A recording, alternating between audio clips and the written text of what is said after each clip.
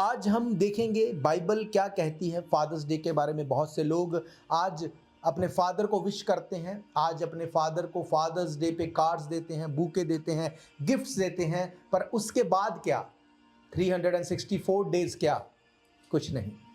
जिस कंट्री में हम रहते हैं यहाँ का जो कल्चर है वो इसी तरह से है, क्योंकि वो अपने फादर को कुछ ही टाइम साल में विजिट करते हैं।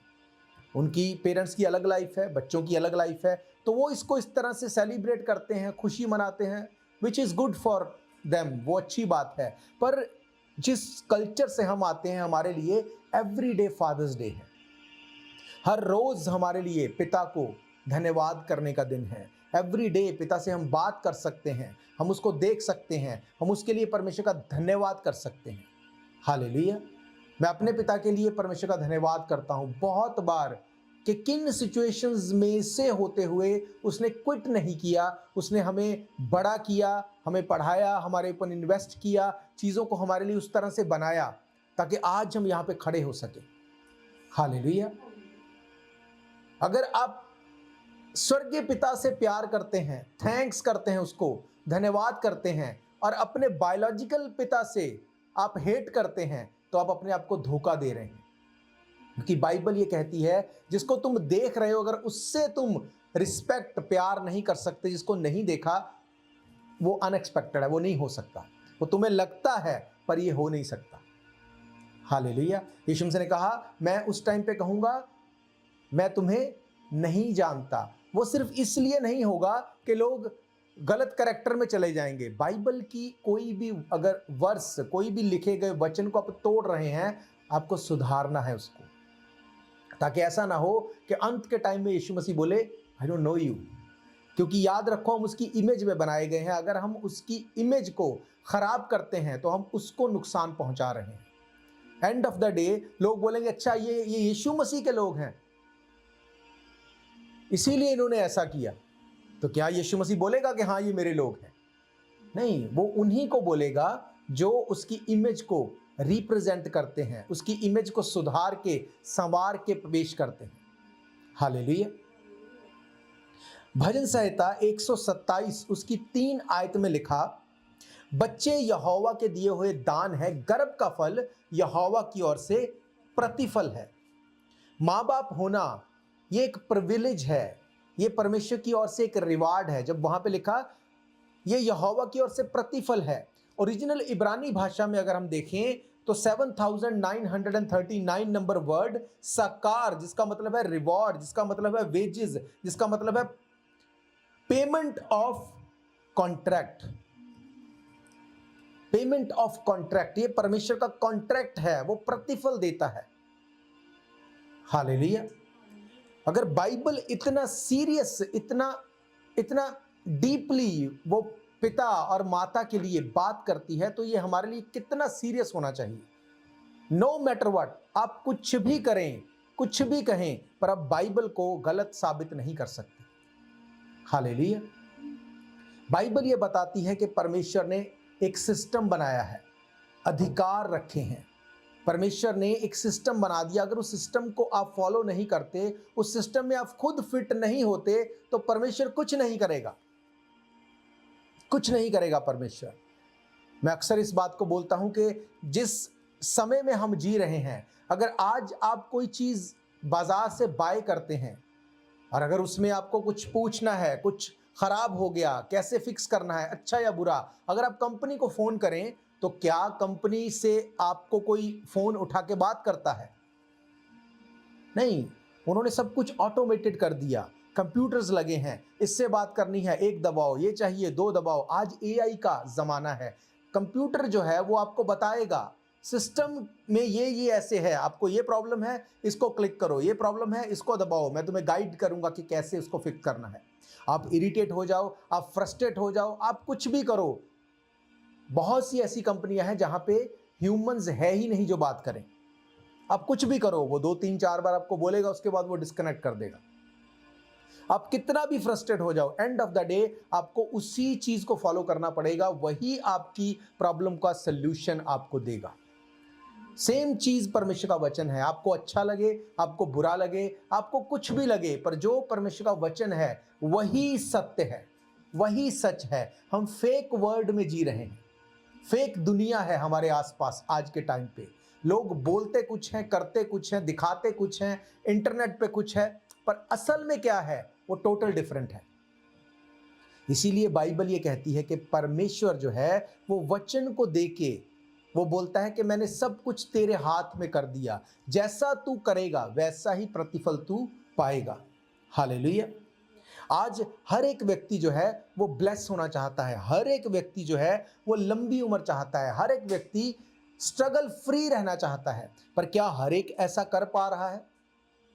नहीं, ऐसा नहीं है। ऐसा क्यों? क्योंकि बाइबल ये कहती है, पहला कुरिन्थियन 3:8 में लिखा, हर एक व्यक्ति अपने ही परिश्रम के अनुसार अपनी मजदूरी पाएगा। इसका मतलब आपका परिश्रम अगर बिब्लिकल है, आपकी मजदूरी आपसे कोई नहीं ले सकता, कोई छीन नहीं सकता। हो सकता है वो अभी ना दिखे, हो सकता है वो थोड़ी टाइम बाद आपकी लाइफ में प्रकट हो, या हो सकता है आप उसको मिस कर रहे हैं, पर बाइबल ये कहती है हर एक व्यक्ति अपने अपने परिश्रम की मजदूरी को पाएगा, उसको कोई भी रोक नहीं सकता। हालेलुया। इसका मतलब यह है कि लंबी उम्र जीना, चिंता फ्री रहना, स्ट्रगल से फ्री रहना, अपनी लाइफ में बढ़ते हुए अपने आप को देखना, यह सिर्फ परमेश्वर के हाथ में नहीं है। परमेश्वर ने एक सिस्टम बनाया, अगर उस सिस्टम को हम फॉलो करते हैं तो ये हमारे हाथ में है कि हम कैसे और कितना परमेश्वर के वचन में, परमेश्वर में बढ़ सकते हैं। हालेलुया। इसीलिए हम देखते हैं कि कई बार गैर विश्वासी लोग वो विश्वासियों से ज्यादा ब्लेस्ड हैं। शायद उनको परमेश्वर के बारे में बिल्कुल नहीं पता। अंत के टाइम में, एक मिनट में, एक सेकंड में जब वो यीशु मसीह को जान लेंगे, वो अपनी लाइफ यीशु मसीह को दे देंगे और परमेश्वर के साथ हो लेंगे। पर जो व्यक्ति यीशु मसीह को जानते हैं, सब कुछ पता है, अपनी लाइफ को उस तरह से नहीं चलाते, इसलिए एंड के टाइम में, अंत के टाइम में परमेश्वर के साथ जाना मुश्किल हो जाएगा। हालेलुया। बाइबल ये कहती है कि परमेश्वर ने एक सिस्टम बनाया और उस सिस्टम को अगर हम समझ जाएंगे तो लाइफ सेट हो सकती है। हम देखेंगे परमेश्वर के कलाम में से डिटरोनॉमी, व्यवस्था विवरण, उसका 5वां अध्याय, उसकी 16 आयत से। डिटरोनॉमी 5 अध्याय उसकी 16 आयत, यहां पे क्या लिखा? अपने पिता और अपनी माता का आदर करना, जैसा कि तेरे परमेश्वर यहोवा ने तुझे आज्ञा दी, जिससे जो तेरा देश है, जो परमेश्वर यहोवा तुझे देता है, उसमें तू बहुत दिन तक रहने पाए और तेरा भला हो। हालेलुया। बाइबल कहती है अपने पेरेंट्स का आदर करना। बाइबल कहती है कि तेरे परमेश्वर ने, यहोवा ने तुझे ये आज्ञा दी है ताकि जो देश, जो शरीर, जो जगह, जो जॉब, जो पैसा जहां पे तुझे रखा है, ताकि उसमें तेरा परमेश्वर तुझे आशीष दे और तू बहुत दिन तक उसमें रहने पाए और तेरा भला हो। हालेलुया। इसका मतलब पेरेंट्स को अगर आप रिस्पेक्ट देते हैं, आदर करते हैं, तो ये सब चीजें बदले में, रिवॉर्ड के रूप में, क्या पढ़ा है मैंने आपको? पेमेंट ऑफ कॉन्ट्रैक्ट, ये आपको बदले में परमेश्वर का वचन देता है, उसको कोई चेंज नहीं कर सकता। उसमें ये नहीं लिखा कि ऐसा अगर करोगे तो तुम्हारे पेरेंट्स का भला होगा, ऐसा नहीं लिखा। क्या लिखा वहां पे? ऐसा करने से तेरा भला हो। अगर आप चाहते हैं अपनी लाइफ में आपका भला हो, आपको परमेश्वर वो ब्लेसिंग्स दे जो आप विश करते हैं, तो ये एक सिंपल सी बात है कि अपने माता और पिता का आदर करना। हालेलुया। ये 10 आज्ञाओं में से एक आज्ञा परमेश्वर ने जो अपने लोगों को दी है, और आज के टाइम पे बहुत बार विश्वासी जो हैं इन आज्ञाओं को शायद पूरा नहीं करते, पर गैर विश्वासी उसको पूरा कर रहे हैं और वो विश्वासियों से ज्यादा ब्लेस्ड हैं। क्यों? क्योंकि मैंने आपको कहा कि बाइबल ये कहती बिना यीशु मसीह के कोई स्वर्ग में नहीं जा सकता। पर अगर आप आज्ञाओं को पूरा कर रहे हैं, क्या कहा पतरस से प्रभु यीशु मसीह ने? इस धरती पर 100 गुना और आसमान में हो सकता है वो अनंत जीवन एंड के टाइम में वो ग्रैब कर लें, पर धरती पे के 100 गुना वो आज भी ले रहे हैं। क्यों? क्योंकि वो परमेश्वर की आज्ञाओं को नोइंगली अननोइंगली पूरा कर रहे हैं। हालेलुया। अगर आप इफिशियंस की किताब को देखते हैं, उसके 6 अध्याय में उसकी कुछ आयतों को अगर पढ़े, वहां पे लिखा, हे बालको, प्रभु में अपने माता पिता के आज्ञाकारी बनो, क्योंकि ये उचित है। अपनी माता और पिता का आदर कर, ये पहली आज्ञा है, जिसके साथ प्रतिज्ञा यानी कि कवनेंट भी है, कि तेरा भला हो और तू धरती पर बहुत दिन तक जीवित रहे। Hallelujah. Honour your parents, it's a commandment and a promise, ताकि तुम लंबी आयु तुम्हारी हो, तुम निरोग जी सको, परमेश्वर के वचन पूरे हो सके। हालेलुया।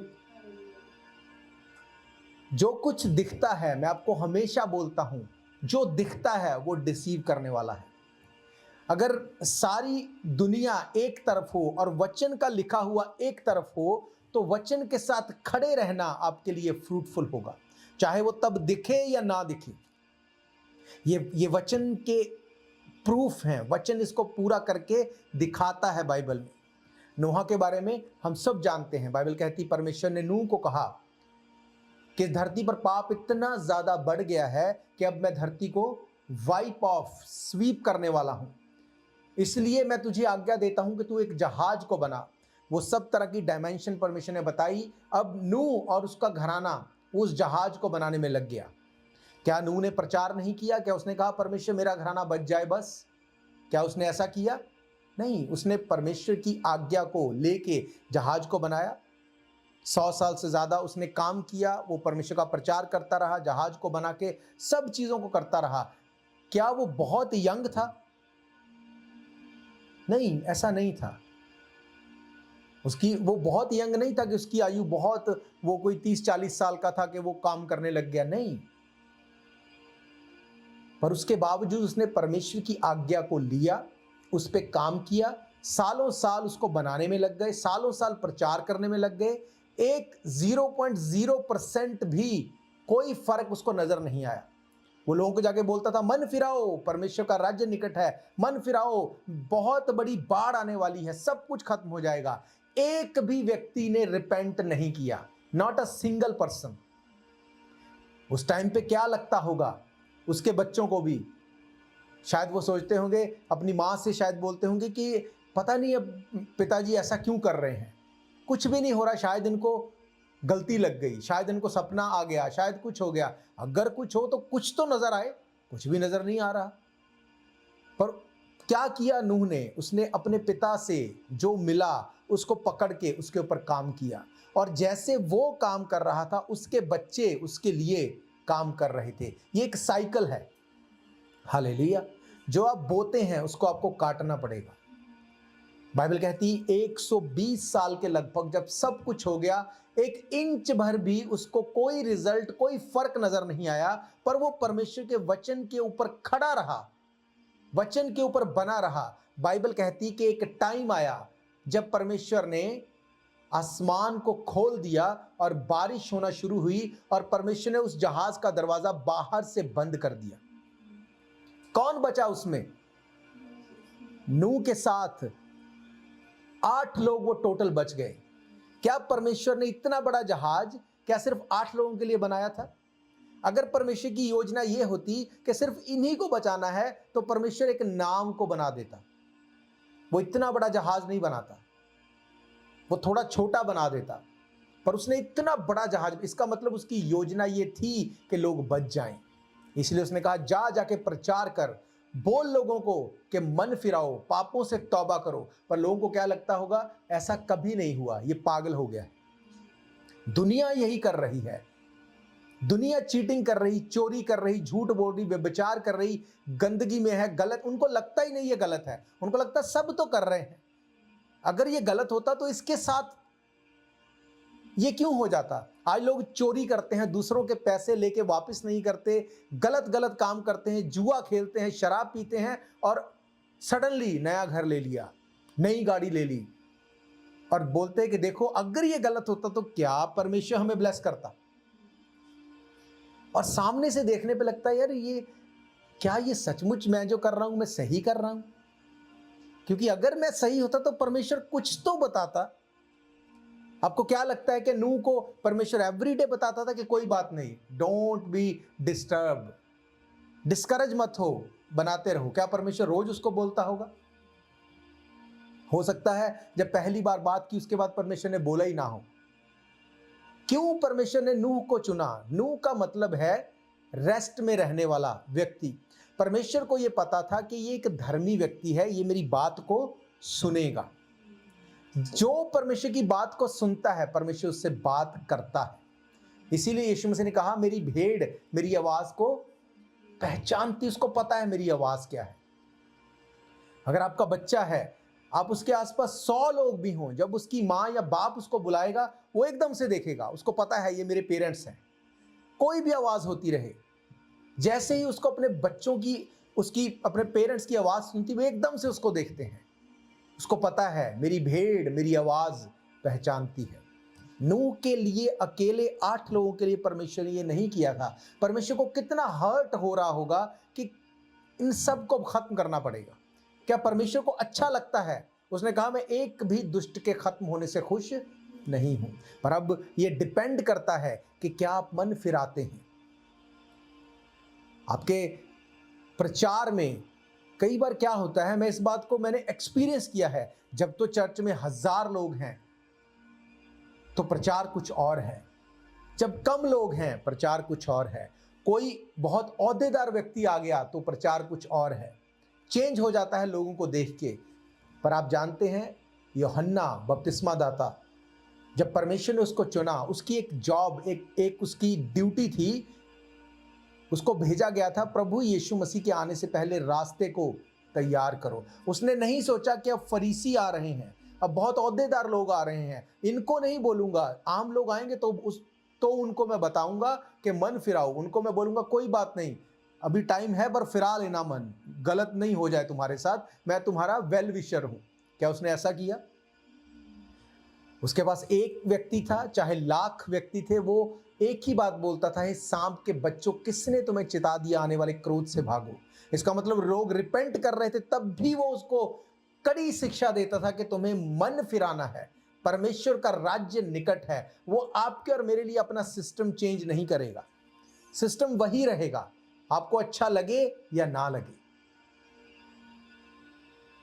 बाइबल कहती पहला ही घराना आदम और हवा, केन और हाबिल, पहले ही घराने में जब पाप इंट्रोड्यूस हुआ, 4 लोग थे वहां पे। जलन के कारण, पाप के कारण कैन ने हाबिल को मार दिया। 25% उनमें से खत्म हो गए एक तरह से, अगर आज के हिसाब से देखें तो। क्या परमेश्वर की ये योजना थी?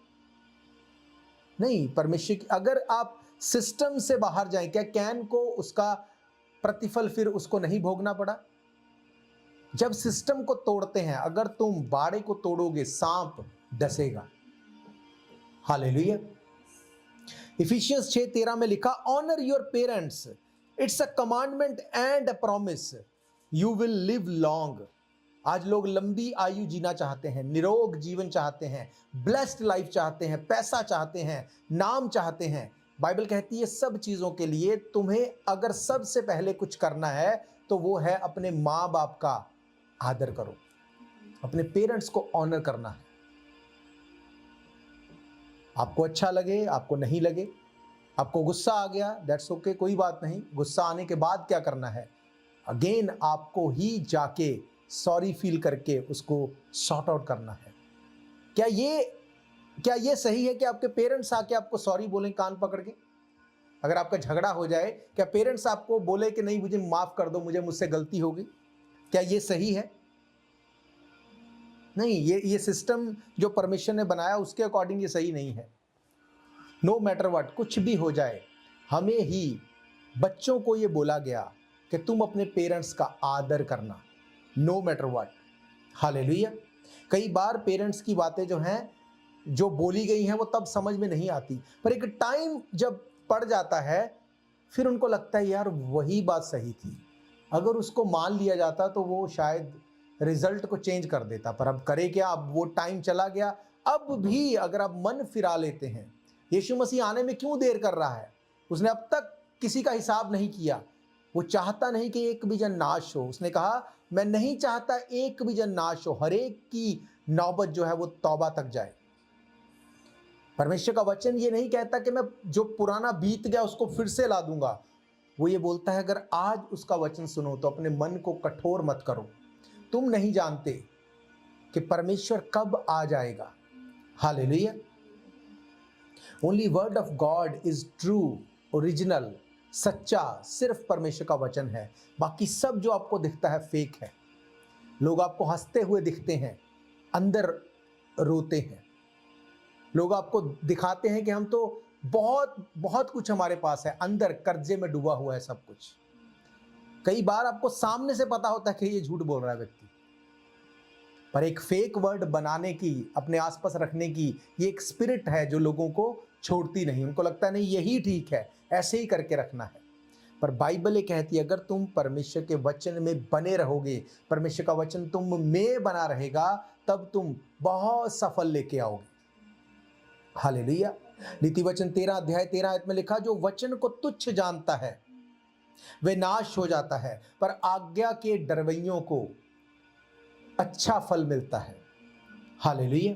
अगर आप परमेश्वर के वचन को फॉलो करने वाले हैं, अच्छा फल मिलेगा। परमेश्वर ने नूह को इतना टाइम क्यों लगा दिया? क्योंकि परमेश्वर नहीं चाहता था कि और लोग नाश हों। परमेश्वर चाहता था लोग मन फिराएं। नूह का बचना ये तो श्योर था, पर परमेश्वर बाकियों को चांस दे रहा था कि नहीं कोई बात नहीं, मन फिरा लो, परमेश्वर के राज्य में शामिल हो जाओ, उसके सिस्टम में आ जाओ। पर अगर आप नहीं मानोगे तो परमेश्वर ने ऐसा नहीं किया कि नूह हमने बड़ी कोशिश कर ली, हमने बड़ी ट्राई कर ली, अब अगर मुझे खत्म करना पड़ा तो सिर्फ तू बच जाएगा, इसलिए हम इसको कैंसिल कर देते हैं। तू समझता ही है ना, तुझे भी पता ही है कि अगर मेरे खुद के बच्चे, अगर मैं इनको मार दूंगा तू ही बचेगा, तो फिर क्या हमने पाया? सब कुछ खत्म हो जाएगा। क्या परमेश्वर ने ऐसा किया? नहीं। जब वो इजरायलियों को मिस्र से निकाल के लेके आया, वो बार बार मूसा को कुड़कुड़ाहट के साथ उसको तंग करते थे।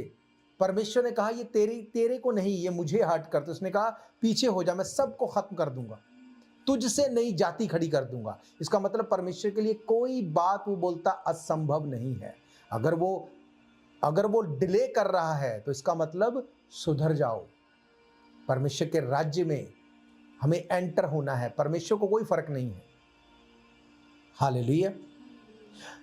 आप जानते हैं कि कुछ ऐसी चीजें आपकी लाइफ में जिनको परमेश्वर चाहता है आपको मिलें, पर वो नहीं मिलती। उसके पीछे कारण क्या है? कि आप सिस्टम से बाहर हैं। That's it. परमेश्वर क्या कहता है कि कुछ ऐसी ब्लेसिंग्स जो आपकी लाइफ में होनी चाहिए वो क्यों नहीं है? क्योंकि आपने उस सिस्टम को तोड़ा है। बाइबल कहती बहुत सी ब्लेसिंग्स ऐसी हैं जिसको परमेश्वर ने सिर्फ आपके पेरेंट्स के हाथ में दिया है। वो सिर्फ आपके पेरेंट्स के थ्रू आपको मिल सकती है, चाहे वो बायोलॉजिकल पेरेंट्स हों, चाहे वो स्पिरिचुअल पेरेंट्स हों। अगर वो चीज़ आपको अब तक नहीं मिल रही तो कहीं ना कहीं आप सिस्टम से बाहर हैं। हालेलुया। अगर हम देखते हैं जेनेसिस, उत्पत्ति की किताब हम देखते हैं, जेनेसिस चैप्टर 27, उत्पत्ति की किताब उसका 27वां अध्याय। यहां पे लिखा, जब इसहाक बूढ़ा हो गया और उसकी आंखें ऐसी धुंधली पड़ गईं कि उसको सूझता भी ना था, तब उसने अपने जेठे पुत्र एसाव को बुलाकर कहा, हे मेरे पुत्र। उसने कहा, क्या आज्ञा है?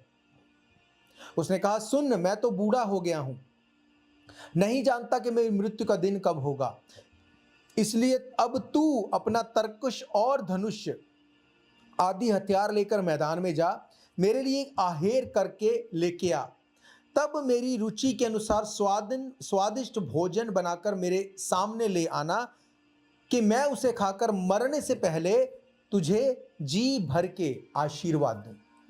हालेलुया। कौन था इसहाक? क्या इसहाक को किसी चीज की कमी थी?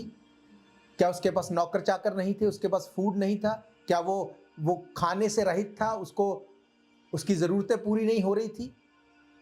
बाइबल कहती वो इतना धनी व्यक्ति था, गवर्नमेंट्स, उस टाइम के राजा उससे डरते थे। इतना पैसा, इतने जानवर, इतना सोना, इतनी संपत्ति, इतनी ज़मीन उसके पास थी कि वो एक पैरेलल गवर्नमेंट चलाता था। इतना ज़्यादा वो ब्लेस्ड था। बाइबल कहती वो उस टाइम पे अगर उसका ये दिल करता था कि मैं मरने से पहले अपना फेवरेट फूड खाना चाहता हूं, तो वो एक ऑर्डर देता अपने नौकरों को, तो उसके लिए हजारों तरह के पकवान बन जाते। पर उसने क्या कहा? उसने कहा मेरे लिए तू एक भोजन को जो मेरा फेवरेट है बना के लेके आ, ताकि मैं मरने से पहले तेरे ऊपर उन ब्लेसिंग्स को मैं रिलीज कर सकूं। हालेलुया। बाइबल ये कहती है कि उसके पास वो ब्लेसिंग्स, उसके पास वो आशीषें थी और वो उनको रिलीज कर सकता था, वो दे सकता था अपनी मर्जी से किसी को भी। पर क्योंकि उसका जो बेटा था एसाव, वो चाहता था कि ये ब्लेस हो, इसने उसको कहा तू जाके खाना बना के लेके आ, तू मेरे लिए ऐसा कर ताकि मैं तुझे ब्लेस करूं। उसको पता था कि जो अधिकार मेरे हैं वो बिना मेरे बेटे को वो ब्लेसिंग्स कोई दे नहीं सकता। हालेलुया। इसीलिए बाइबल कहती है कि एक सिस्टम जो परमेश्वर ने बनाया, उसको अगर आप तोड़ेंगे आप उससे बाहर नहीं जा सकते। आप जानते हैं कि कैसे उसकी जगह के ऊपर उसकी माँ ने याकूब को भेज दिया। आप देखो वो चाह के भी उन ब्लेसिंग्स को वो उनको बैकवर्ड नहीं कर सका, वो रिवर्स नहीं उनको कर सका। एसाव ने कहा कि अभी तेरे पास और कोई भी ब्लेसिंग मेरे लिए नहीं बची। उसने कहा नहीं, ऐसा नहीं है, पर अब जो मैंने दे दी उनको मैं वापस नहीं कर सकता। जो ब्लेसिंग्स हमारे पेरेंट्स के पास हमारे लिए हैं उनको कोई और नहीं दे सकता। हालेलुया। इसका 28वां अध्याय अगर आप देखते हैं, उसकी कुछ आयतों को अगर पढ़ें, वहां पे लिखा तब इसहाक ने याकूब को बुलाकर आशीर्वाद दिया। जब सब चीजें हो गई, पता चल गया कि कैसे याकूब ने धोखे से आके उन ब्लेसिंग्स को ले लिया। बाइबल कहती है उसके भाई को गुस्सा आया, उसने कहा मेरा पिता जब मर जाएगा तो उसके बाद मैं इसका बदला लूंगा। बाइबल कहती तब इसहाक ने याकूब को बुलाकर आशीर्वाद दिया और कहा तू किसी कनानी लड़की से विवाह ना कर लेना, पद्दनराम में अपने नाना बतूएल के घर में जाकर वहां अपने मामा लाबान की एक बेटी से विवाह कर लेना। सर्वशक्तिमान ईश्वर तुझे आशीष दे और फलवंत करके बढ़ाए, और तू राज्य की मंडली का मूल हो। वह तुझे और तेरे वंश को भी अब्राहम की सी आशीषें दे कि तू ये देश जिसमें तू परदेसी होकर रहता है, जिसे परमेश्वर ने अब्राहम को दिया था, उसका अधिकारी हो जाने पाए।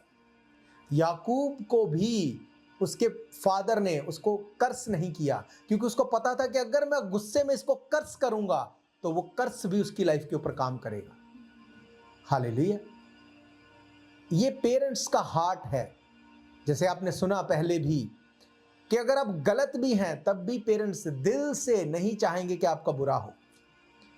वो फिर भी यही चाहते कि नहीं, आप भलाई को देखें, आपके साथ अच्छा हो। फिर भी एसाव ने उसको बुलाया, इसहाक ने उसको बुलाया और ब्लेस किया याकूब को। और इसकी 10 आयत से अगर आप पढ़ते हैं, वहां पे लिखा याकूब बेशर्बे से निकलकर हारान की ओर चला, और उसने किसी स्थान में पहुंचकर रात वहीं बिताने का विचार किया, क्योंकि सूर्य अस्त हो गया था। इसलिए उसने उस स्थान के पत्थरों में से एक पत्थर ले अपना तकिया बनाकर रखा और उसी स्थान में वो सो गया।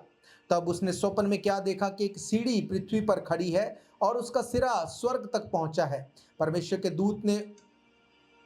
दूत उस पर से चढ़ते उतरते हैं, और यहोवा उसके ऊपर खड़ा होकर कहता है, मैं यहोवा तेरे दादा अब्राहम परमेश्वर और इसहाक का परमेश्वर, जिस भूमि पर तू लेटा है उसे मैं तुझको और तेरे वंश को दे दूंगा, और तेरा वंश भूमि की धूल के किनकों के समान बहुत होगा, और पश्चिम पूरब उत्तर दक्षिण चारों ओर से फैलता जाएगा। तेरे और तेरे वंश के द्वारा पृथ्वी के सारे कुल आशीषें पाएंगे। और सुन, मैं तेरे संग रहूंगा, जहां कहीं तू जाए वहां तेरी रक्षा करूंगा और तुझे इस देश में लौटा ले आऊंगा। मैं अपने कहे हुए और कहे हुए को जब तक पूरा ना कर लूं तब तक तुझको नहीं छोड़ूंगा। तब याकूब जाग उठा और कहने लगा, निश्चय स्थान में यहोवा है, मैं इस बात को ना जानता था। और भय खाकर उसने कहा, यह स्थान क्या ही भयानक है, ये तो परमेश्वर के भवन को छोड़ और कुछ नहीं हो सकता, वरन ये स्वर्ग का फाटक होगा। हालेलुया। बाइबल कहती वो वहां से भाग तो गया, पर उसके पिता के दिए गए उन आशीषों और ब्लेसिंग्स को वो कैरी करके आ रहा था। जब वो लेट गया और उसने दर्शन में देखा कि स्वर्ग से एक सीढ़ी जिसके ऊपर स्वर्गदूत चढ़ रहे हैं, उतर रहे हैं। क्या आप जानते हैं ये एक प्रोफेटिकली तरीके से उसके ऊपर जाहिर किया गया था यीशु मसीह के बारे में। अगर आप यूहन्ना की इंजील 1 अध्याय उसके 51 वर्ष में पढ़ते हैं, वहां पर बताया गया, यीशु मसीह ने वहां पर बोला कि स्वर्ग की सीढ़ी जो है वो मैं हूं। उसने उस रेवलेशन को उसको दिया। उसके पीछे वजह क्या? जबकि याकूब तो एक ग्रैबर था, याकूब तो अपने भाई के हक को मार के भाग के आया। अगर वो अपने से सिर्फ चला जाता तो क्या ये बड़ा भेद उसकी लाइफ के ऊपर खुल सकता था? नहीं। चाहे वो कुछ भी करके आ गया, पर उसके पिता की उन ब्लेसिंग्स के कारण परमेश्वर की प्रोटेक्शन उसके आसपास थी। हालेलुया। परमेश्वर उसको विजन दे रहा था, परमेश्वर उससे बात कर रहा था। इतनी पावर रखती हैं हमारे पेरेंट्स की ब्लेसिंग्स, इतनी पावरफुल, इतनी अथॉरिटी रखती है, इतनी अथॉरिटी है उनके ऊपर। बाइबल ये बताती है कि जब हम अपने पेरेंट्स को ऑनर करते हैं, बाइबल कहती है कि ये एक आज्ञा भी है और ये प्रॉमिस भी है। जब तुम ऐसा करोगे तो तुम लंबी आयु जी सकते हो। संघर्ष तुम्हारी लाइफ का हिस्सा नहीं होगा। क्यों? क्योंकि परमेश्वर ने तुम्हारे पेरेंट्स को अथॉरिटी दी है। तुम उस अथॉरिटी के नीचे रहोगे तो तुम अपनी लाइफ में चेंज को देखोगे ही देखोगे। एक टाइम था याकूब ने गलती की, पर सेम टाइम में क्या याकूब भाग गया वहां से? अपने पिता के बुलाने के टाइम पे उसके सामने नहीं गया। जब इसहाक ने बुलाया, बाइबल कहती है उसकी आंखें धुंधली हो चुकी थी। अब ये तो पॉसिबल नहीं कि इसहाक गया होगा उसको ढूंढने और उसको पकड़ के लेके आया होगा। ऐसा तो नहीं हुआ।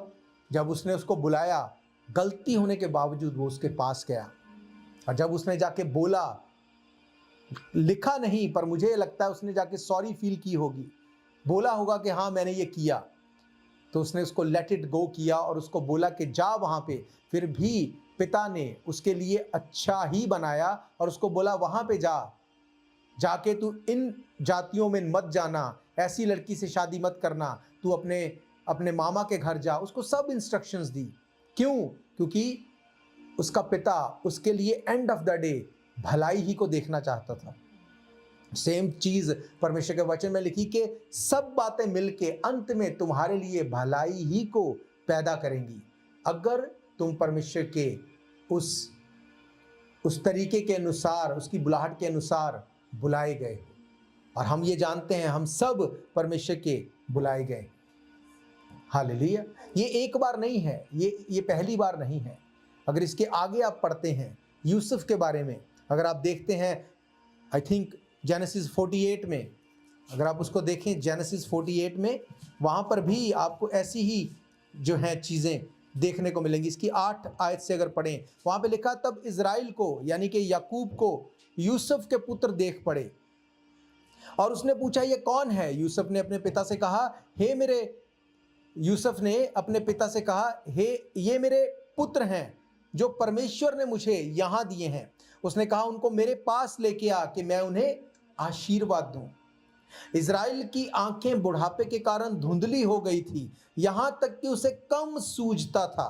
तब यूसुफ ने उन्हें उसके पास ले गया और उन्हें चूमकर उसने उसे गले लगाया। तब इज़राइल ने यूसुफ से कहा, मुझे आशा ना थी कि तेरा मुख फिर से देखने पाऊंगा, परंतु देख, परमेश्वर ने मुझे तेरा वंश भी दिखाया है। तब यूसुफ ने उन्हें अपने घुटनों के बीच से हटाकर और अपने मुंह के बल भूमि पर गिरकर दंडवत की। तब यूसुफ ने उनको दोनों को लेकर, अर्थात एप्रेम को अपने दाहिने हाथ और इज़राइल को अपने बाहिने हाथ पड़े, और मनश्शे को अपने बाहिने हाथ से कि वे इज़राइल के दाहिने हाथ में पड़े, और उन्हें उसके पास ले गया। तब इज़राइल ने अपना दाहिना हाथ बढ़ाकर एप्रेम के सिर पर जो छोटा था, और बायां हाथ बढ़ाकर मनश्शे के सिर पर रख दिया। उसने जानबूझकर ऐसा किया, नहीं तो जेठा मनुष्य ही था। परमेश्वर ने अधिकार दिए और ऐसे टाइम पे जब उसको सूझता नहीं था, दिखता नहीं था, तब भी उसको पता था मुझे किसको कैसे ब्लेस करना है। उसने अपने हाथों को क्रॉस करके उनको ब्लेस किया। एक टाइम था कि उसको ये भी नहीं पता था कि मैं भी जीवित बचूंगा कि नहीं, पर उसके पिता की आशीर्वाद ब्लेसिंग के कारण परमेश्वर ने उसको ब्लेस किया, उसके ऊपर परफेक्टली चीजों को जाहिर किया। एक टाइम आया कि जब वो उस स्थान पर पहुंच गया, क्योंकि वो पिता से भाग के नहीं गया, वो पिता के सामने गया। एक टाइम आया, परमेश्वर ने उसके बेटे को उसको दिखाया और उसके वंश को दिखाया। अब भी उसको पता था कि मेरी अथॉरिटी क्या है इनके ऊपर। जैसे उसने ब्लेस किया मनश्शे को, एप्रेम को, सेम तरीके से परमेश्वर ने ब्लेस किया। हालेलुया। अगर इसको आगे आप पढ़ते हैं आपको पता चलेगा, उसने कहा मनश्शे के लिए मैं क्या देखता हूं, एप्रेम के लिए मुझे क्या दिखाई दे रहा है। क्या याकूब एक अच्छा बेटा था? क्या उसके बच्चे एक अच्छे बच्चे थे? अगर आप वर्डली देखें तो शायद आपका आंसर होगा नहीं। पर मैं आपको क्या समझाना चाहता हूं, नो मैटर व्हाट, अधिकार जो परमेश्वर ने दिए हैं, आप उनसे बाहर जाके ब्लेस नहीं हो सकते। ये पॉसिबल नहीं है। परमेश्वर ने कहा एक घर का जो हेड है वो यीशु मसीह होना चाहिए, उसके बाद पति, फिर पत्नी, फिर बच्चे। ये एक सिस्टम उसने बनाया है। अगर ये सिस्टम तोड़ेंगे तो आप ब्लेसिंग्स को मिस कर देंगे। आपको अच्छा लगे, आपको बुरा लगे, कुछ भी हो, कोई मैटर नहीं करता। आप उड़ाऊ पुत्र की कहानी को पढ़ते हैं, बाइबल कहती उड़ाऊ पुत्र ने जब अपना हक मांगा, उसने कहा कि प्रॉपर्टी को डिवाइड करो, मुझे अपना पैसा चाहिए। पिता ने दोनों भाइयों में उसको डिवाइड किया, उसको दे दिया, उसने ले जाके सब कुछ खत्म कर दिया। अब पिता ने उसको रोका नहीं, उसको जाके बोला नहीं कि ऐसा मत कर, ये तेरे लिए गलत होगा। उसका हार्ट फिर भी प्यार करता था। क्या पिता ने जाके उसको ढूंढा? क्या पिता ने जाके उसको देखा कि देखूं कहां है मेरा बेटा? नहीं, पिता वेट कर रहा था कि ये कब वापस आए। जब वो वापस आया तब उसने अपना कंपैशनेट हार्ट दिखाया, उसको जाके पकड़ा, उसको उसके अधिकारों के साथ सब चीजों को किया। पर पिता ने अपने अधिकार को ये नहीं बोला कि दैट्स ओके, कोई बात नहीं। एली एक ऐसा पिता था जिसने अपने अधिकारों को यूज नहीं किया, उसने बोला दैट्स ओके। उसने अपने बेटों को बोला मुझे ऐसी न्यूज मिलती है, लोग बताते हैं कि तुम कैसे गलत चलते हो लोगों के साथ, परमेश्वर की प्रजा के साथ गलत करते हो, तुम लोग भेंटों में से हिस्सा ले लेते हो, तुम बहुत गलत हो। उसको क्या करना चाहिए था? उसको पता था वचन टूट रहा है, उसने कोई परवाह नहीं, उसने बोला दैट्स ओके, तुम ऐसा मत किया करो। क्या परमेश्वर ने वचन को तोड़ा उसके लिए? नहीं। कोई मैटर नहीं करता आप कौन हैं, आप बड़े हैं, छोटे हैं, जहां वचन को आप ऑनर देंगे, वचन आपको ऑनर देगा। जहां वचन को तोड़ेंगे, सांप डसेगा, बाइबल ये कहती है। हालेलुया। फादर्स डे एक स्पेसिफिक दिन नहीं है कि एक दिन में आप बस अपने पिता को फोन करें, फोटो खींचें और फेसबुक पे डाल दें। It's not Father's Day. हो सकता है आप अपने पिता के साथ आज पिक्चर ना खिंचवाएं, हो सकता है आज आप उनको कहीं बाहर मत लेके जाएं, पर एवरी डे क्या आप उनको पूछते हैं क्या उनकी ज़रूरत क्या है? क्या एवरी डे आप उनसे बात करते हैं? क्या आप उनको ऑनर देते हैं? क्या आप उनको वो देते हैं जिसके वो अधिकारी हैं? अगर आप इस तरह से चलते हैं तो एवरी डे फादर्स डे है। हालेलुया। अगर आज आप अपने पिता से, चाहे वो बायोलॉजिकल हो चाहे हमारा स्वर्ग पिता, अगर आज आप उसको उसका आदर देना शुरू करेंगे, परमेश्वर, देखो ऐसा नहीं है कि परमेश्वर एक किताब लेके बैठा है कि वो आपके पाप भी लिख रहा है और आपके अच्छे काम भी लिख रहा है। अगर अच्छे काम ज़्यादा हो गए तो वो आपको ब्लेस कर देगा और पाप से उसको काटता जाएगा, ऐसा नहीं है। उसने एक सिस्टम बनाया, अगर आप सिस्टम को फॉलो करेंगे आपको मांगने की ज़रूरत नहीं है, फिर वो अपने आप आ जाएगा। ऐसे गैर विश्वासी हैं जो अपने पेरेंट्स को इतना ऑनर देते हैं आप सोच भी नहीं सकते, इसीलिए उनकी ब्लेसिंग्स विश्वासियों से ज़्यादा हैं। स्वर्ग में जाना बिना यीशु मसीह के पॉसिबल नहीं है, इसमें कोई दो राय नहीं, पर वो इस धरती पर 100 गुना ले रहे हैं। स्वर्ग में अनंत जीवन एंड के टाइम पे पता चलेगा, पर इस धरती पे वो 100 गुना ले रहे हैं। क्यों? क्योंकि वो वचन को पूरा कर रहे हैं। Hallelujah. Honour them by your heart. किसी को दिखाने के लिए नहीं, किसी को इम्प्रेस करने के लिए नहीं। ऐसे बहुत से लोग हैं जो अपने पेरेंट्स को दूसरों को इम्प्रेस करने के लिए वो ऐसा करते हैं कि लोगों को पता चले कि हम कितना ऑनर करते हैं। नो, ऐसा नहीं। कहीं पे नहीं लिखा कि याकूब ने जाके फिर अपने पिता के पैर पकड़ लिए, उसको सॉरी बोला। पर क्या उसने नहीं बोला होगा? पर कहीं पे नहीं लिखा। और उसके पिता ने चीज़ों को रिवर्स नहीं किया। उसने बोला जो हो गया वो हो गया, अब तेरे ऊपर ट्रबल्स ना आ जाएं, इसलिए जहां जहां बोल रहा हूं वहां पे जा, जो जो बोल रहा हूं वैसा ही करना। और उसने उसको फॉलो किया और परमेश्वर ने एक बड़े रेवलेशन को उसको दिया। हालेलुया। उसको वो दिखाया जो यीशु मसीह अपने मुंह से बोल रहा है। वजह क्या? उसका पिता। बाइबल कहती है ऑनर योर पेरेंट्स। अपने पिता को, अपने माता को आदर करो, क्योंकि ये एक प्रतिज्ञा भी है और ये एक आज्ञा भी है। हालेलुया। आज के दिन में जब हम फादर्स डे को सेलिब्रेट करते हैं, मुझे नहीं पता आपने अब तक अपने पिता से बात की या नहीं की। आपने उनको उनका दिया गया ऑनर जो है, उनको जो बनता है वो ऑनर दिया या नहीं दिया।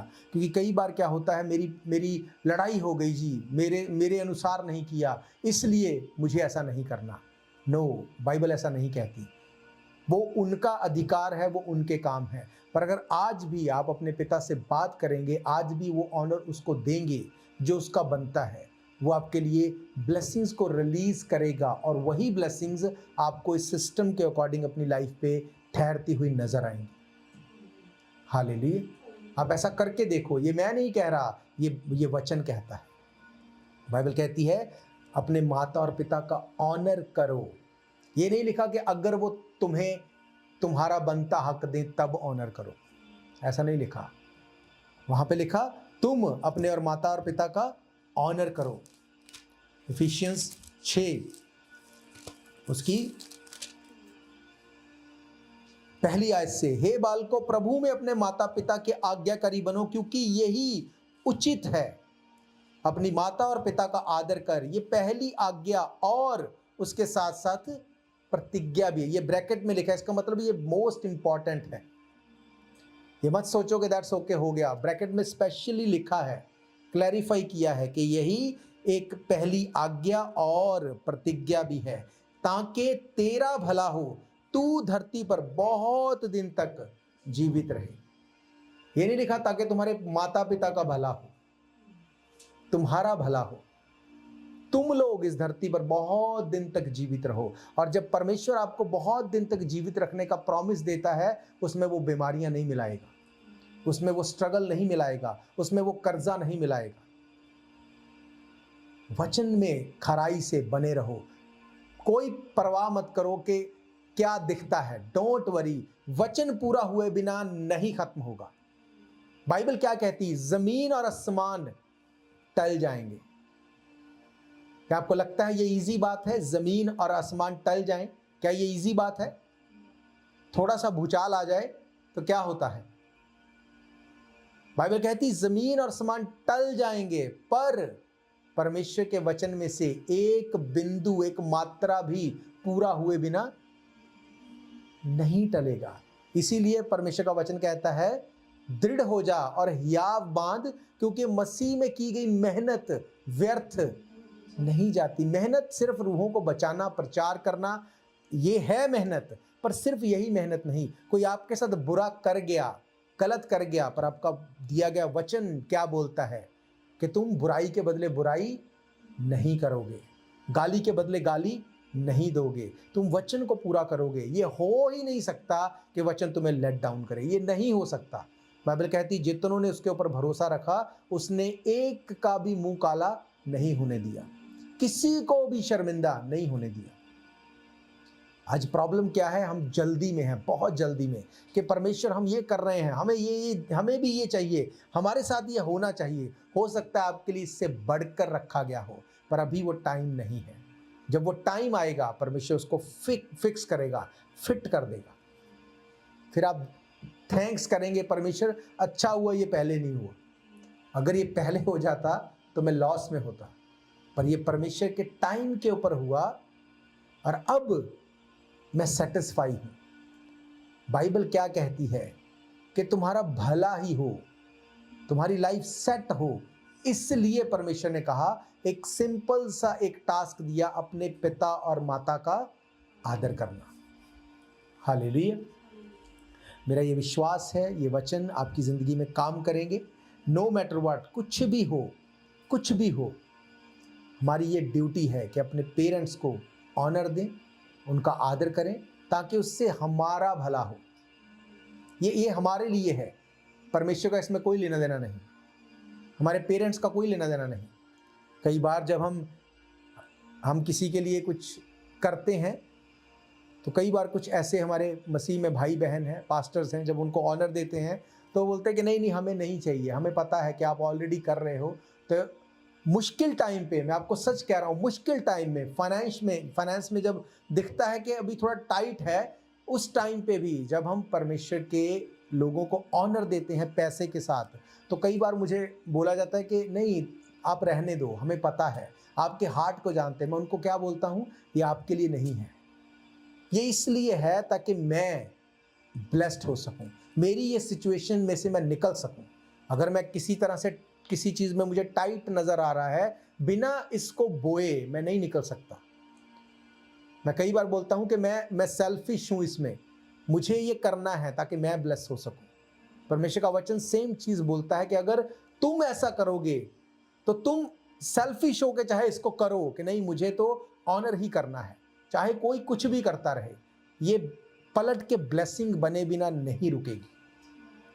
ये हो ही नहीं सकता, ये पॉसिबल नहीं। ये वचन की सच्चाई है और सिर्फ परमेश्वर का वचन ही सत्य है। यीशु मसीह ने क्या कहा, राह, सत्य, सच्चाई और जीवन मैं ही हूं। जो कुछ यीशु मसीह ने बोल दिया उसको पूरा हुए बिना कोई रोक नहीं सकता। हालेलुया। तो आज से अपने पेरेंट्स को, अपने पिता को, अपनी माता को वो ऑनर दो जिसके लिए परमेश्वर ने उन्हें ठहराया है। आप बिना मांगे चीज़ों को चेंज होते हुए देखेंगे। हालेलुया। हम प्रभु भोज में जाएंगे।